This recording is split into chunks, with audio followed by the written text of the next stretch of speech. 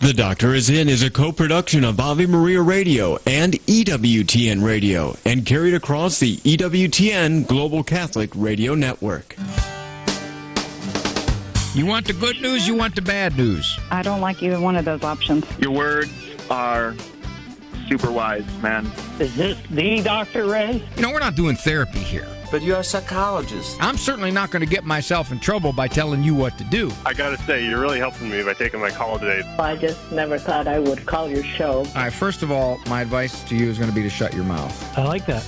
I can do that.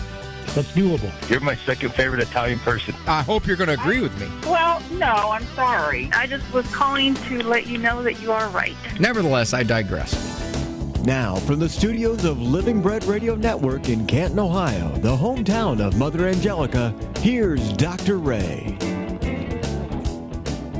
I wish Andrew would have played that one segment of the bumper. Just called to let you know you're right. 6 or 7 times. Can't we just have the whole bumper segment like that, Andrew? I just called to let you know you're right. Just called to let you know you're right. No, it's not humble. I'll admit it, but I didn't say it. She did. I can deny it. I can say, oh, gosh. Gee willikers. Good to have you with me here on The Doctor Is In. Privilege. It's a major, major privilege. Although I do feel a little languorous. My grandfather, who came from Italy through Ellis Island when he was 17, worked at Union Metal in Canton, Ohio, very close to where Mother Angelica grew up in Canton. And if Papa were alive today, in his broken Italian accent, Raymond, so what do you do? I talk, Grandpa. You talk. Yeah, I talk. They pay you for that? He couldn't understand it. What are you producing? And if I were to tell him, well, I'm producing placid emotions. I'm producing problem solving. I'm producing options for people to select from. He'd say, and I don't know quite how to spell this, but he'd say, yeah. Good to have you with me here. Produce little options for you. The number to get onto the program is 877-573-7825. 877-57-equal. If you have a question about something in your life, something that's perplexing you or frustrating you, or it's not, and you think, well, maybe it should, give me a call. Put our heads together. If this is about a kid, I feel very confident that you may not be smarter than that kid. I may not be smarter than that kid. But the two of us together could equal this kid's savvy. Or if it's an adult, grown-up, kid, somebody frustrating you. Generic question about life, faith, intersection of faith and psychology, development, IQ, certain diagnosis you don't understand. Maybe some psychology terminology. You know, psychology terminology just sort of drifts. Sometimes it is a tsunami into normal, everyday, popular lexicon. Things like narcissist and toxic and boundaries and self-image and comfort zone. Oh, win-win scenarios. Our language is replete with all kinds of once in the university halls of psychology, but then it escaped, got out, and it just glommed onto everyday speech. So the number again, 877-573-7825. Now, my dear friend, Bob Look, who is definitely the general manager of Good Shepherd Catholic Radio, he sent me an email. And he said, now, Bob, if you're listening, I hope you are, because we had to check this. Andrew Kruchek, producer man. It said, let your listeners know that Good Shepherd Catholic Radio in Jackson, Michigan, and the staff is Dan and Peggy and Craig, celebrated, and this is what it says here, Bob. You know what you did. Their 11th month of an on-air operations last month. 11th month, hey? Huh? Now, of course, we had a crew check. My producer man said to me, well, why didn't Bob just wait for another month and say our first year? But it's not. It's 11 years. You guys know that. You've been on the air 11 years. Jackson, Michigan. I'm going to Jackson. Remember that song by Nancy Sinatra? You big talking man. So congratulations to all of you there. All right, what else do we have here? My standard announcement that I've been making, and I will continue to make until the audience is filled up on October 28th and 29th. We will be in Ann Arbor, Michigan to tape 4 episodes of Living Right with Dr. Ray. I remember when I was speaking with the folks at EWTN on a title for the program, I said, Living Right with Dr. Ray is a little uppity. It's kind of a little self-promoting. Like, maybe we could just make it Living Okay with Dr. Ray. It's got a little nice little rhyme to it, and it's not too grandiose. But anyway, it still is Living Right with Dr. Ray. 4 tapings, October 28, 29 at Russell Videos. It's there in Ann Arbor. It's right there. 5:30, 7:15. 2 a night. If you'd like to be in the audience. Now, interesting thing here at Russell Videos, we don't have a whole lot of room. Normally, we can take 100 to 200 people. The studio setup there allows us 55. Now, what we did was we pushed that number up a little bit.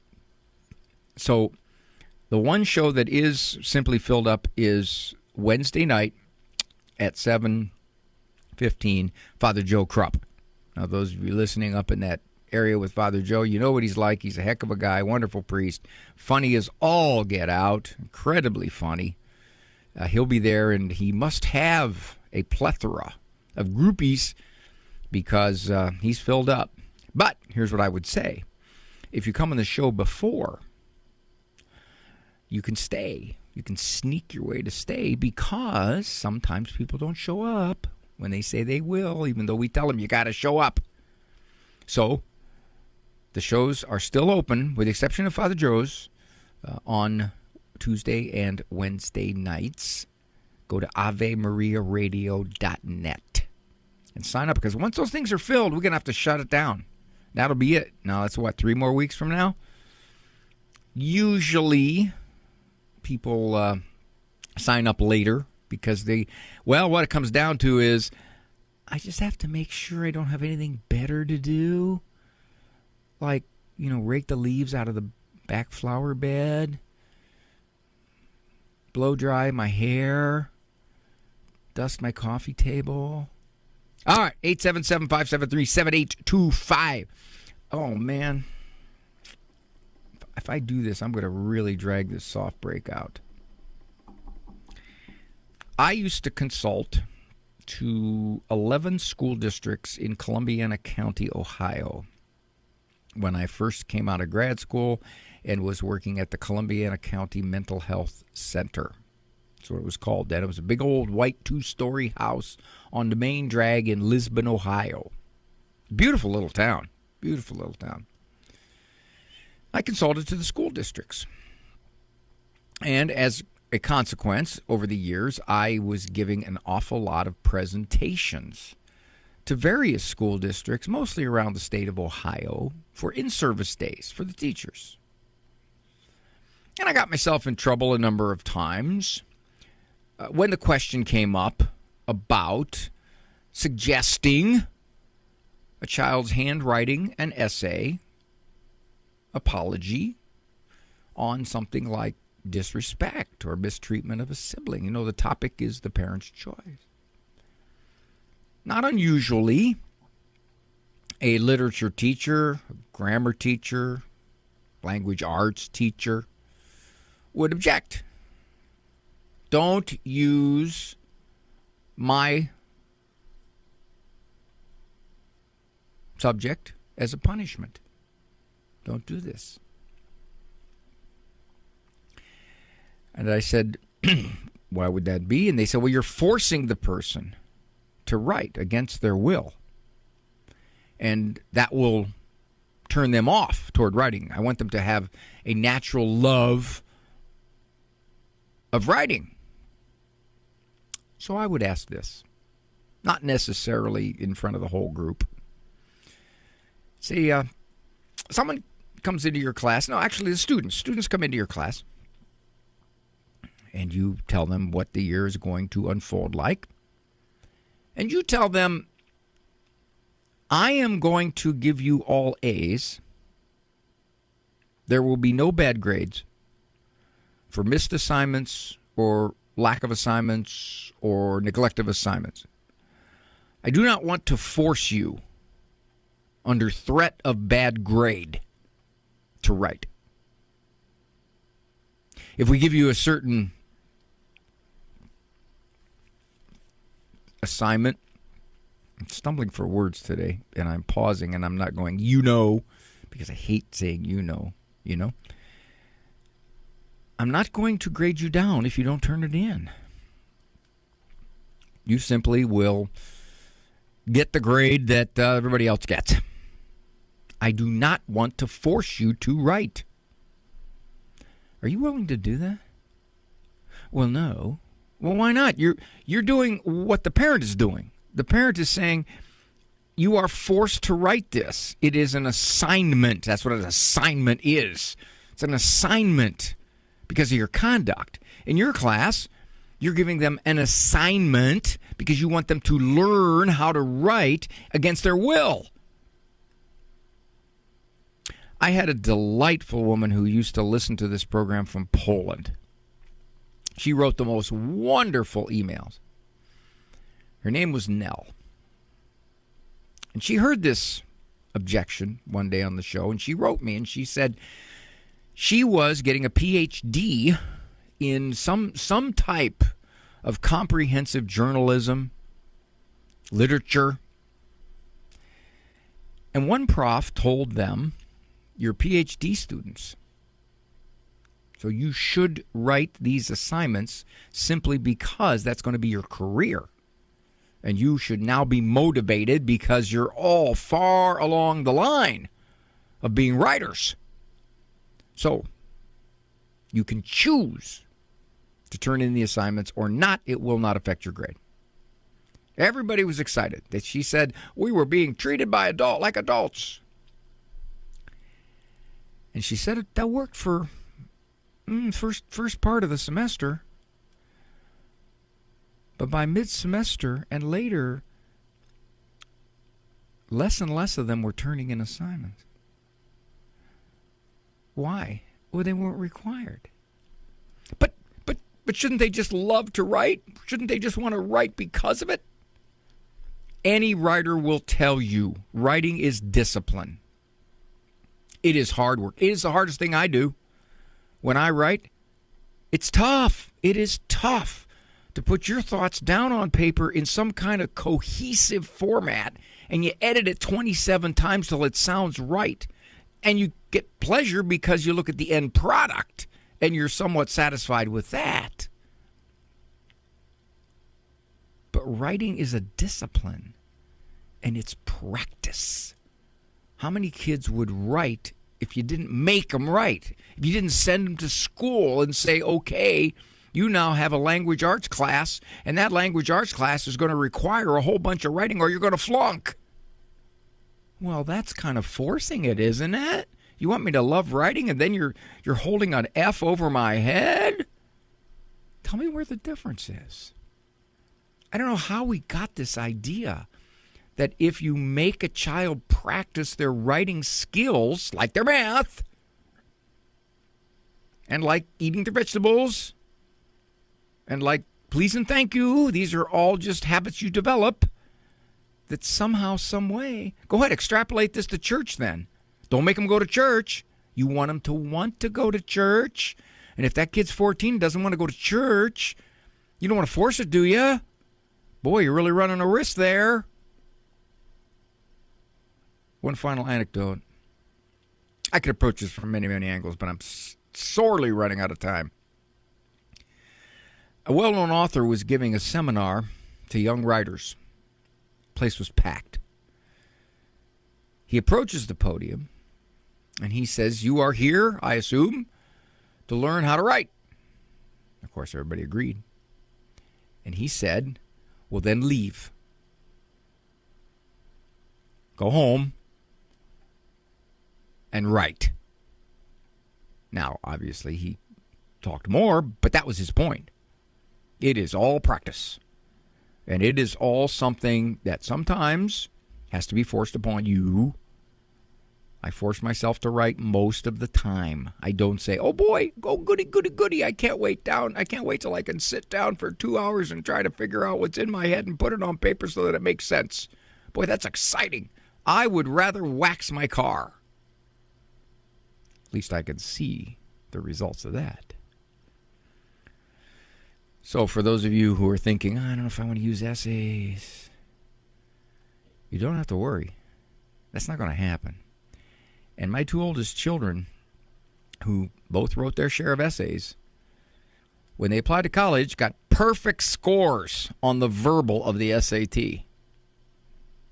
Maybe it was the results of all them essays that them essays, you see? See how I did that? Trying to be a little folksy there. The essays that their mom assigned them. 877-573-7825. Dr. Ray. Do you own popular index mutual funds or ETFs? If so, you're automatically own shares of companies that conflict with your moral beliefs. Ave Maria mutual funds are managed to conform to pro-life and pro-family values. Long-term investors can invest in the no-load Ave Maria mutual funds. The experienced professional portfolio managers make decisions based on investment fundamentals and pro-life values. You can learn more about Ave Maria mutual funds today at 866-AVE-MARIA or visit AveMariaFunds.com. Hello, Steve Ray here from Footprints of God Pilgrimages. The land of our Lord and Our Lady is calling us. We're heading back to the Holy Land over Christmas break this year. We have the best, most reliable guides and services awaiting us. The holy sites are open, and the local Christians are anxious to see us. Galilee, Jerusalem, Nazareth, Bethlehem. No crowds, no lines. Hope you can join us. Find the Ave Maria Radio travel tab at AveMariaRadio.net. The wisdom of Mother Angelica. I said to the sisters one day, what do you think you're going to look like in heaven? Oh, some of them had absolutely magnificent ideas. I didn't think of one of them. And so I got desperate because then my turn came. I didn't know what to say. And so in desperation, I said, what do you think I'll wear in heaven? And they all said with one voice, armor. EWTN. Live truth. Live Catholic. This program brought to you in part by Ave Maria, Florida, a big kind of small town where golf carts take you everywhere and there's always something fun around the corner. Discover championship golf, resort-style amenities, and a town center full of shopping and dining. With Ave Maria University and Ave Maria Catholic Church at its heart, it's a community full of connection and charm. More than 25 model homes are available for viewing. More information can be found at AveMaria.com. That's AveMaria.com.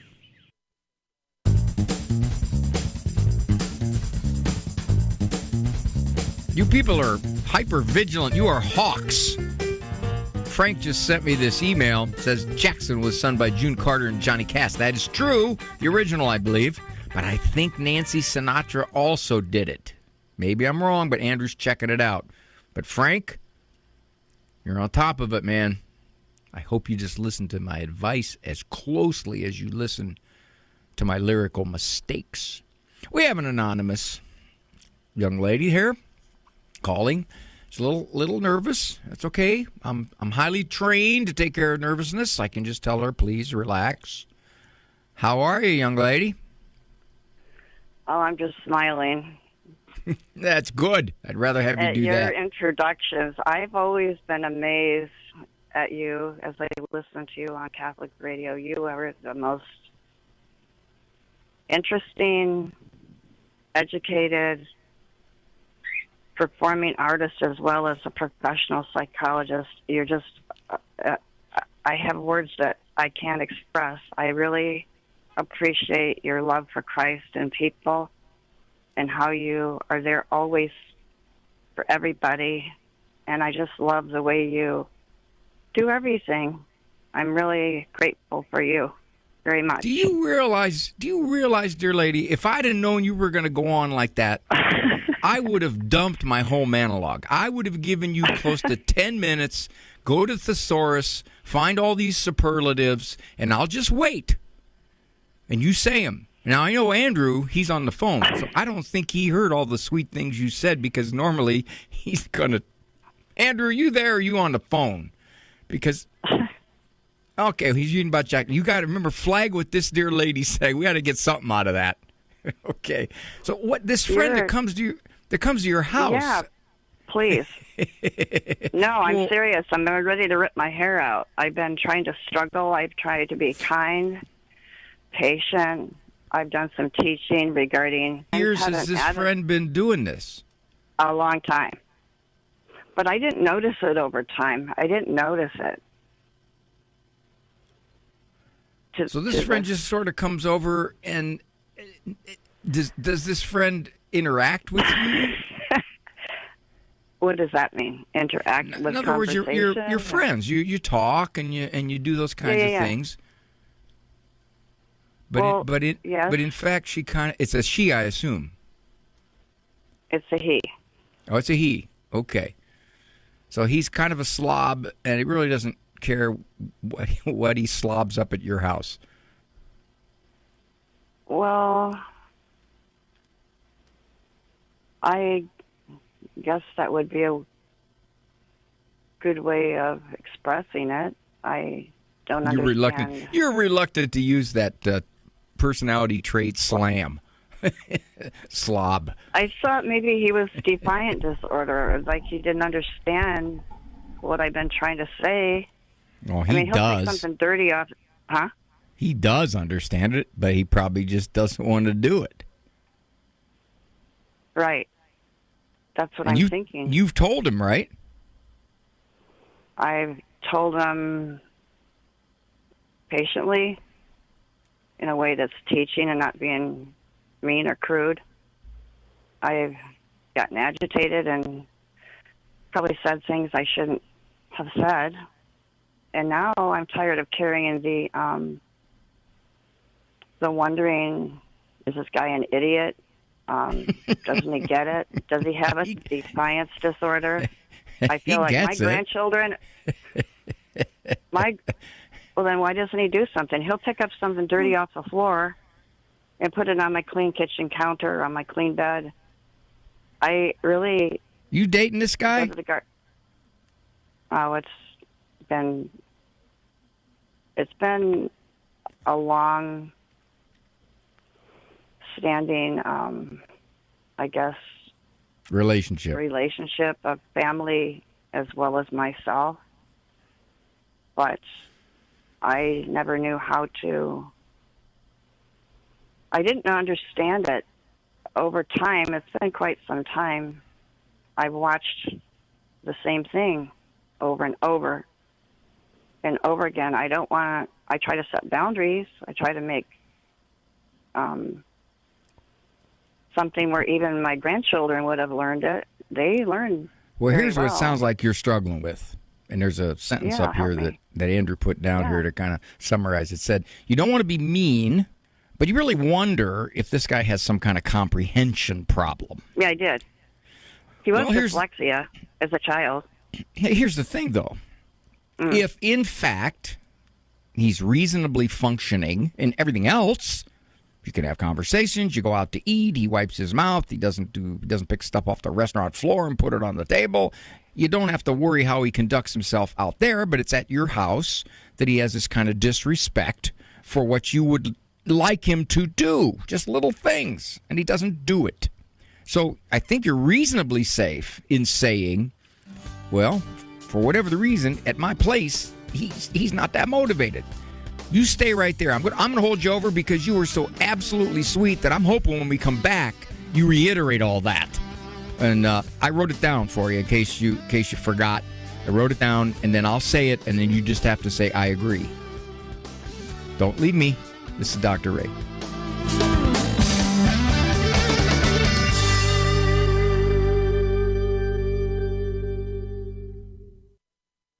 This is Life News Radio. I'm Jim Anderson. National Right to Life says new numbers from the CDC show a 17% decline in maternal mortality since 2022 after just some states, after the fall of Roe, restricted or banned abortion. That at least implies that abortion restrictions save mothers' lives, a stark contradiction of abortion industry predictions.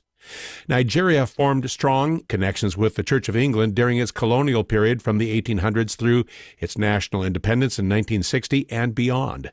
Those days are officially over, with the Church of Nigeria declaring independence from the Archbishop of Canterbury over the moral and political embrace of abortion by its new Archbishop designate. This is Life News Radio. Persecution around the world has manifested itself through the centuries, but it is worse today than ever before. Aid to the Church in Need and its donors have been there to help since 1947, never abandoning the Church or her most vulnerable children. Will you stand up for your faith and accompany our brothers and sisters on their spiritual journey? Visit churchinneed.org. As the federal shutdown goes on, a closely guarded Senate working group seeks enough Democrats and Republicans to compromise on abortion and revert to allowing abortion under Obamacare. Originally, the Affordable Care Act technically required separate billing for abortion premiums. By 2014, the Government Accounting Office found complete non-compliance. Senator Chuck Schumer's Democrats want this shutdown to revert to a total funding for abortion premiums, a violation of the Hyde Amendment. And the political death grip among those who pledge their allegiance to unlimited abortion is marking Virginia's off-year elections. Virginia voters are voting now through November 4th. For pro-life headlines delivered to your email address daily, sign up at lifenews.com. This has been Life News Radio.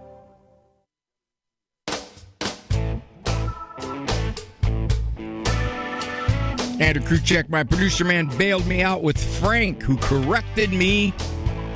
And he said that Johnny Cash and June Carter recorded Jackson, and I said Nancy Sinatra. However, Jackson was written in 1963 by Billy Ed Wheeler and Jerry Lieber. Tom Price knows all this. It was recorded by the Kingston Trio, by Wheeler, by Flatt and Struggs, by Johnny Cash, June Carter, and most recently, Nancy Sinatra and Lee Hazelwood, along with a whole bunch of others. Well, I'm talking to a dear lady who started out her phone conversation with, I would say probably 15 or 20 superlatives about me. And she totally neglected, and I was a little offended, she totally neglected my humility in all that. Can't believe she didn't say that, but she didn't.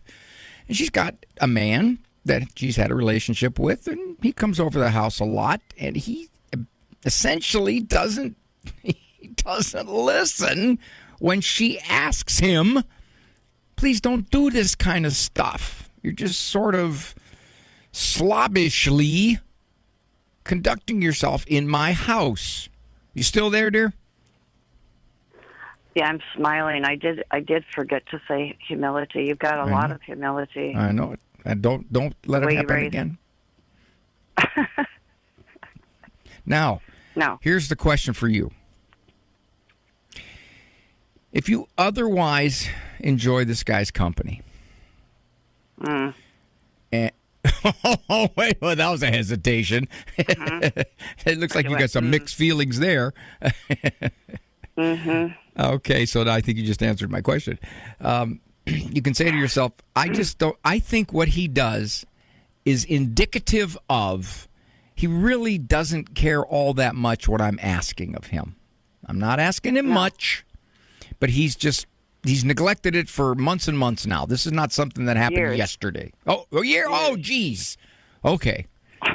Well, then you might have to tell him, I think maybe we could go our separate ways, or I think that unless you don't be more respectful of the things I ask you to do to my house and to me, the relationship's going to cool down. Now, I'm not telling you to do that, but that's one of your options. But if you say, well, no, right, I don't want to sever the relationship. Well, if you don't want to sever the relationship, then you're probably going to have to live with his slovenliness, because it's clear he's just going to do what he's going to do, and it doesn't really matter what you think. He's forcing you into a corner, dear. And the corner is you either put up with all this, as you have for all these years, or you don't, and then you may not be in the relationship anymore. That's the corner you're in. Is that control? Deliberate control, do you think? Or defiant disorder? I wouldn't call it a disorder. I think you're safe in saying that it's just a guy that's not considering what you'd like as priority for him. And it may be, I don't know. I don't know the situation, obviously, but it may be in his mind, no high-toned woman is going to tell me what to do. Right, exactly. He had 2 women prior to me that were perfectionist-type people, literally to the nth degree. And they had lots of money, and they had a certain lifestyle. I feel that he is deliberately, maybe, I don't know. Well, then you got a choice, and you can ask him one more time. Are you deliberately doing this? You know what I'd like. You don't do it. Tell me why. And then the answer he gives you is going to get you more enlightenment on his motives. God bless you, dear. Thank you so much. And next time you call, tell him you're going to say all those nice things so we can put you straight to the front. Straight up. Straight up. I'll do it. All right, love. Talk to you. Bye.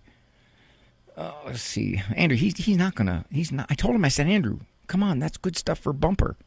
He says, no, too complimentary. Kathy has a really bad cell. Maybe she's in her car with the windows down. I'll try to relate. Hi, Kathy. Hi, Dr. Ray. Okay. I'm back. You had a comment on my opening monologue about writing and the fallacy that if you make someone write, it'll turn them off toward the English language. You know, I confess I didn't listen to the beginning monologue. I'm in the car. But I do recall that you said one time, when was the last time a psychologist or a psychiatrist talked about humility? So I said, I'm going to call Dr. Ray and make his day because I actually had a psychiatrist talk with my daughter and I about humility being truth. And I was so excited because I only got one appointment with this guy before we go to another one. And I said, I just want to call Dr. Ray and say, they're out there. You don't hear them very often, but they are. Do you know anything about this guy's understanding of religion or his worldview, or that he? Yeah. Okay. He's Catholic, and he's with Catholic Charities. Actually, the Catholic Charities psychiatrist. So he is going to infuse a lot of his guidance with virtue, things that are valuable for a person's well-being. Right. Yeah. Are you going to continue? You going to continue to see him? I wish I could, but no. She's like seeing a psychologist, and then we're going to go to a psychiatrist for some evaluation to see what her cognitive levels are, strong and weak. And anyway, but it was probably the only time I'll get to meet him. But I had to share my excitement with you. I think that is wonderful. I often comment when I give presentations. I'll say, if you go to the computer and you type in child self-esteem, there's tens and tens and tens of millions of options. If you type in child humility, only a fraction thereof. And I said, when is the last time you heard a secular expert talk about humility, which is at the very center of our virtues? And my humility is something I'm very proud of, you know? I understand that struggle, Dr. Ray. It is. Bless you, Kathy. Thanks for the call. All right. All righty, dear. Bye. Jesse, you're up next, but I'm going to bang my head against a break here. Ooh, that's kind of rough talk, isn't it? Not allowed to really talk that way. I can get in trouble.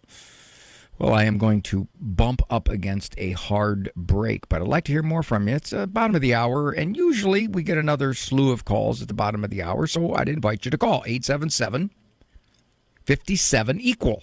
That's the number to call, 877-573-7825.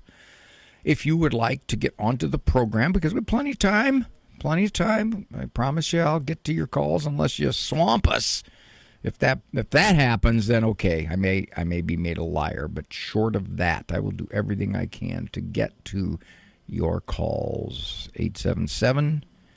877-573-7825 is the number. Andrew is screening, and I'm sure he probably has his finger on the hard break button now.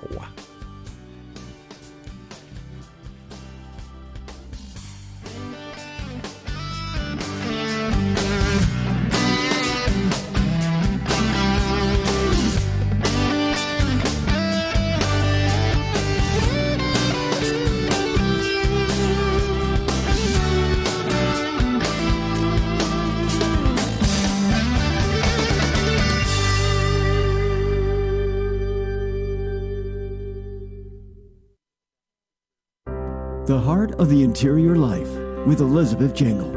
Within the context of St. Ignatius of Loyola's spiritual masterpiece called The Spiritual Exercises, we find what is called the 14 Rules for the Discernment of Spirits. We may consider, where did St. Ignatius' spiritual teaching on discernment originate from? The following is from his autobiography, which highlights the moment his spiritual teaching on discernment is born, when his eyes were opened a little. Yet there was this difference. When he was thinking about the things of the world, he took much delight in them. But afterwards, when he was tired and put them aside, he found that he was dry and discontented. But when he thought of going to Jerusalem, barefoot and eating nothing but herbs and undergoing all the other rigors that he saw the saints had endured, not only was he consoled when he had these thoughts, but even after putting them aside, he remained content and happy. He did not wonder, however, at this, nor did he stop to ponder the difference, until one time his eyes were opened a little. For more information, visit AveMariaRadio.net. Father Benedict Rochelle.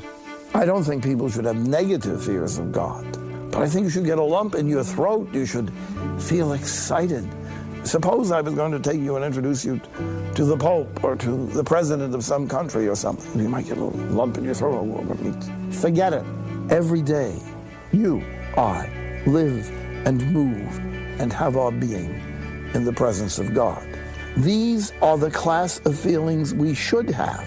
And we should have them to an intense degree if we really had the sight of Almighty God. These feelings are the feelings which we shall have if we realize His presence. And in proportion as we believe that He is present, we shall have them. And not to have them is not to realize, not to believe that God is present to us. The people you know and trust are on EWTN. Oh, hi, Dr. Ray. Thanks for taking the call. I listen to you frequently. So I don't listen to me frequently. Go ahead. Well, maybe you should.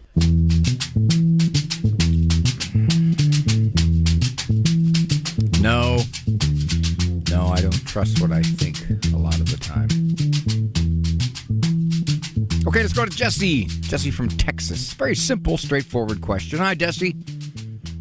Hello, how you doing? Oh, good, sir. Yourself? Can you hear me? Yes, sir. Okay. My question is, if the Pope is infallible, as we all believe he is, we're all Catholics, aren't his papal encyclicals also infallible? Well, let me clarify.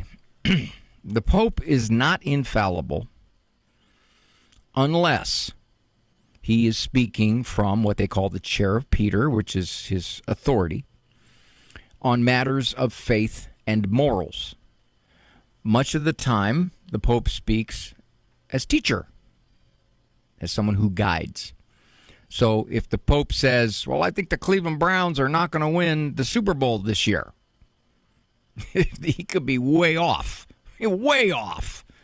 Also, if he says, well, I declare that the climate crisis is absolutely true.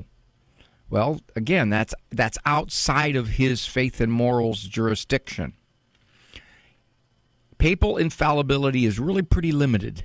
It's pretty limited. He has to be deliberately speaking with his full papal authority. Now, the question about a papal encyclical, a letter, a guiding letter. If it's going to be infallible, three things.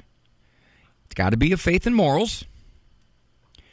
The Pope must be teaching as the supreme pastor, and he declares it. He says this teaching is infallible.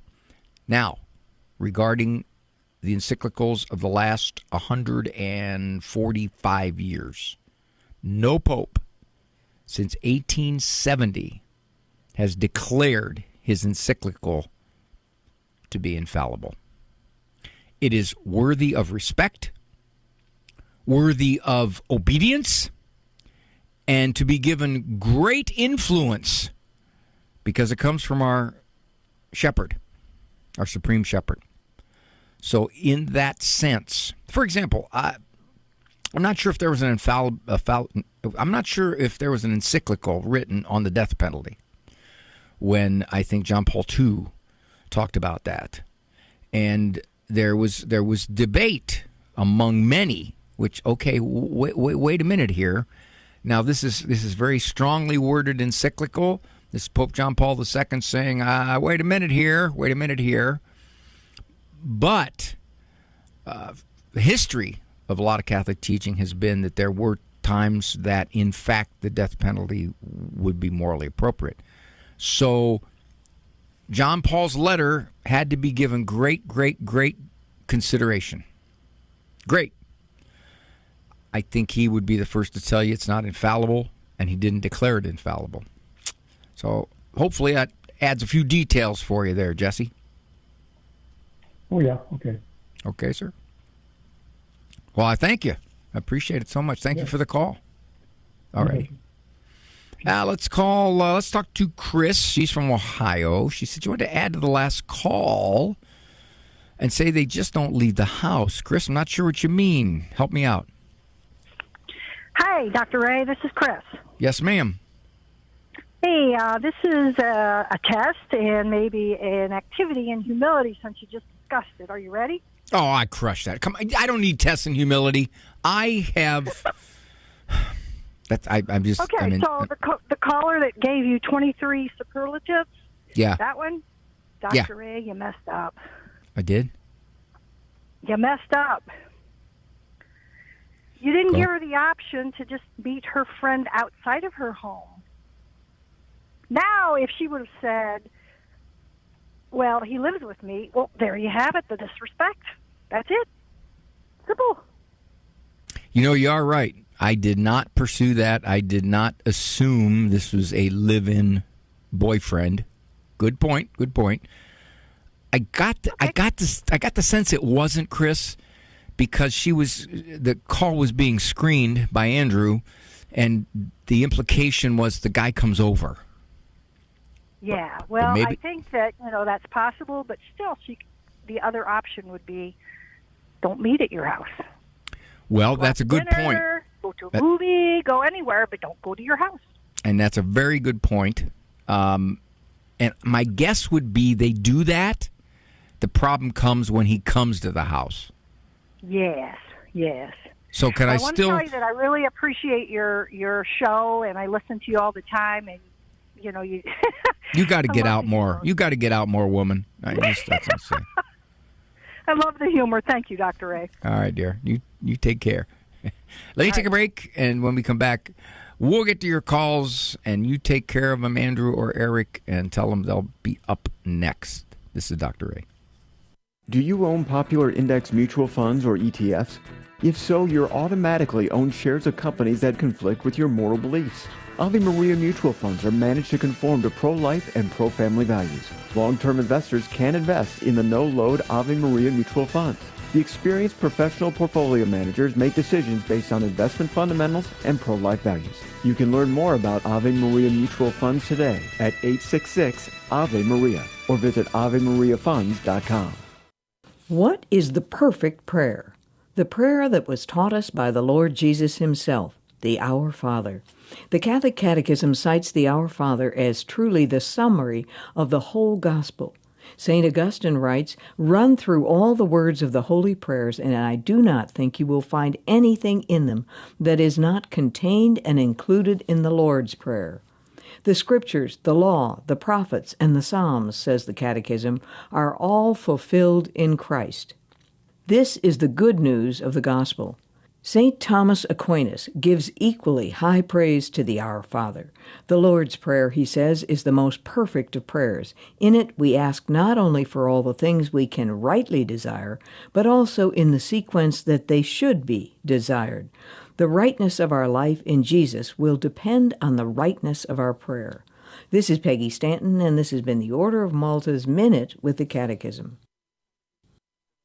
The following program is brought to you in part by MyCatholicWill.com. Surveys show that more than half of Americans do not have a will. At MyCatholicWill.com, it takes as little as 15 minutes to write your will and secure a legacy of faith. MyCatholicWill.com is the exclusive online destination for creating a Catholic will. The process of writing a will is simple and now more accessible than ever. MyCatholicWill.com, a legacy of faith for those you love. Guarendi here, program Dr. Zid. Carl from Missouri called, commented. He said he likes it when I'm folksy. Aw, shucks. Gee willikers. Barbara from Dallas, Texas, called a few weeks ago when the call dropped. I don't remember that, but Barbara she'll refresh my memory. Hi, Barbara. Hi, Dr. Ray. Thanks for calling. calling. Yes, I had called about my adult daughter, and she's 40, in her early 40s, and she has what I believe is borderline personality disorder. You just never know what is going to happen at any time and how she's going to act. But after listening to you, I have realized that I just have no control. And I have to just let it all pan out the way it pans out. She comes to visit. She'll not have anything to do with me. She won't answer texts, won't answer phone calls for several months. And then she'll just decide she's in a good mood and she's happy, and she'll call. And sometimes she'll actually want to come over. She doesn't really have a house of her own. She lives with an abusive guy that she always says it's her fault because she pushes him to react the way he does. But my question to you is, when she does come over, she always wants to, she'd be happy and very personable. She's very intelligent. And she'll stay overnight. And if I ask her, okay, how long are you going to stay or anything, well, then she gets her feelings hurt that I don't love her and I should have unconditional love for her. And then if she does stay, she overstays to where all of a sudden she'll have a breakdown and start acting irrationally and crazy, and we have to ask her to leave, and then she won't leave, and I actually have to threaten to have her evicted because she'll call the police on us and say that we're abusing her mentally, and the police will come out and they'll say, I'm really sorry, but you have to evict her because she's been here over 10 days or something. So she'll come and she'll refuse to leave. Yes. She'll come and she just literally will not leave and will say, I don't want you here anymore. You have to leave. And she'll say, I'm not leaving. And that, I think, goes with the borderline personality disorder. She just doesn't make any sense. Why does she want to stay if we're mentally abusing her? I mean, and Yikes. I can't understand it, and there's nothing I can do about it, but am I hurting her by letting her come every 6 months or once a year to stay and then have to have the police out? And is that all she comes? Go down? Just once every 6 months or a year? Yeah, and sometimes she'll start communicating with me, and then she'll say she's talked to online psychiatrists, and they keep telling her, don't have anything to do with your parents, they're narcissists, and they're hurting you, and so then she'll ghost us forever. I don't know if she's dead or alive, and Yikes. I worry about her. So the relationship is completely unpredictable. Correct. What would happen if you told her before she came over, love to see you, but you understand the visit's limited, and if it's time to go, you have to go, and if you're not going to go, please don't make me call the police. If you said that up front, would it make any difference? It would, and she would say, probably tell me something like, a mother should love her child unconditionally, and I shouldn't give stipulations like that, and she might as well just not come. I mean, that's how irrational she is. And what if you said, okay? Then my heart breaks. Well, you see what you're doing to yourself here, Because Barbara. I want to see her. Well, you see what you're doing to yourself. I mean, you could obviously meet her somewhere else. I'll meet you at the restaurant. We can have supper. You can do that. I guess so. But if you're saying, I love her and I want to see her, that's great. But then she simply, sounds like from what you're saying, will not adhere to your terms. No, she just wakes up one morning, and actually what'll happen is she'll stay awake for 2 or 3 days, and that will start this psychotic craziness that she goes through. Ooh, okay. All right. Is she under the care of a psychiatrist? She says she does online, and she says they told her she has anxiety disorder. Mm-hmm. But that's because she only tells them her side of the story. Well, if she stays awake for 2 or 3 days, that's a sign of the manic phase of a bipolar disorder. I can't diagnose that from here, but right. That's unusual to say the least. Here's I think what you've set up. That if you want her to come a visit, you want to see her, you let her come. But as soon as she gets uncooperative to the max, you have to take action. If you take action, she's going to be mad at you. She's going to accuse you of not being a good mother. And I think that's what bothers you the most. That she's accusing me of being a bad mom. Now, Barbara, this woman is 40-some years old. So I got to believe she's been accusing you of being a bad mom for 20-some years. Oh, True? Absolutely. Okay. Yep. You should be used to it by now. I am. You know what At I think? 16, she wrote me a letter and said, to the birthing device. Yeah, there you go. So I think two things I'm going to leave you with. One, let's not take her behavior personally, because you seem to believe, with good reason, that she's not in her right mind a good part of the time. So you can't give a whole lot of credibility to her accusations and her put-downs and her threats that you're a terrible mom. So you can't give that a whole lot of great credibility. That's one. Two, know that she's going to say you're a bad mom if you don't do exactly what she wants. Correct.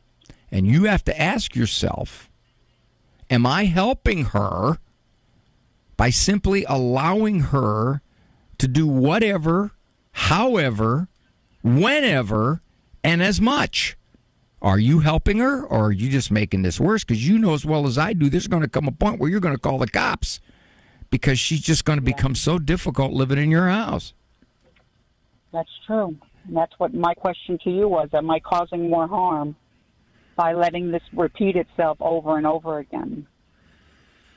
Well, maybe you have to act earlier rather than letting it go on for several days as she's moving through one of her phases. You act earlier. You say, if this happens, here's what I'm going to do. Okay. As opposed to when I've had enough, then I'm going to act. Right. And that's what I'm going to do. I'm going to leave you with this, dear. Let's quit beating yourself up over this. All right, you've got a not even a young adult daughter. You've got a middle-aged daughter who, for whatever the reason, probably pretty independent of you and the way she was raised, for whatever the reason, has certain emotional issues, certain personality issues, perhaps even something mentally a struggle for her. So you can't look at it and say, therefore I created that. You probably didn't. Okay. And that's big. Thank you for calling back, Barbara. God bless you, dear. Be at peace, please. Be at peace. Don't tether your peace to an adult child who can be all over the map. John, you call back, please. I'll talk to you. This is Dr. Ray. So glad you joined me. Hey, join me in Ann Arbor. AveMariaRadio.net to sign up for Living Right with Dr. Ray. October 28th, 29th. Want to see you there? 10 seconds, Andrew. All righty. Walk with God, your only eternal walk. For information on Dr. Ray's presentations, books, and CDs, visit drray.com and follow him on Facebook and Instagram. The Doctor Is In is a co-production of Ave Maria Radio and EWTN Radio and carried across the EWTN Global Catholic Radio Network.